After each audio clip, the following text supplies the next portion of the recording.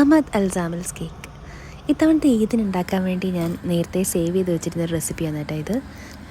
പ്രതീക്ഷയിലും ഒരല്പം നേരത്തെ ഈദിങ് വന്നുകൊണ്ട് ഒരു തട്ടിക്കൂട്ട് പുഡിങ്ങൊക്കെ വെച്ച് നമ്മൾ ഈദങ്ങ് സെറ്റാക്കി. ഈദൊക്കെ കഴിഞ്ഞ് ഫ്രിഡ്ജ് ക്ലീൻ ചെയ്യാൻ പോയപ്പോഴാണ് ഈ ഇൻഗ്രീഡിയൻസ് എല്ലാം ഇവിടെ വെയിറ്റ് ചെയ്യുന്നുണ്ടെന്ന് ഓർമ്മ വന്നത്.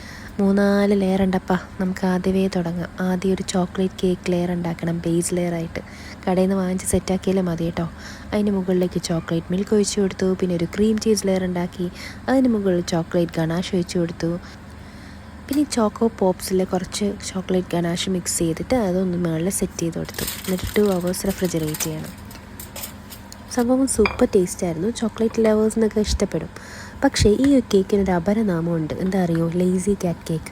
ആ പേര് കേൾക്കുമ്പോൾ നമ്മൾ വിചാരിക്കും ഏത് ലേസി ആയിട്ടിരിക്കുന്ന ആൾക്കും ഈസി ആയിട്ട് ഉണ്ടാക്കാൻ പറ്റുന്നൊരു ഡെസേർട്ടാണിതെന്ന്. പക്ഷേ അങ്ങനെയല്ലടോ. എത്ര ആക്റ്റീവായിട്ടിരിക്കുന്ന മനുഷ്യനെയും ഈസി ആയിട്ട് ലേസി ആക്കാൻ പറ്റിയൊരു കേക്കാണിത്. കാരണം അത്രമാത്രം പാത്രങ്ങൾ കഴുകാനുണ്ടാവും ഈ ഒരു കേക്ക് ഉണ്ടായിക്കഴിഞ്ഞാൽ. പക്ഷെ നിങ്ങൾ ട്രൈ ചെയ്ത് നോക്കണം കേട്ടോ.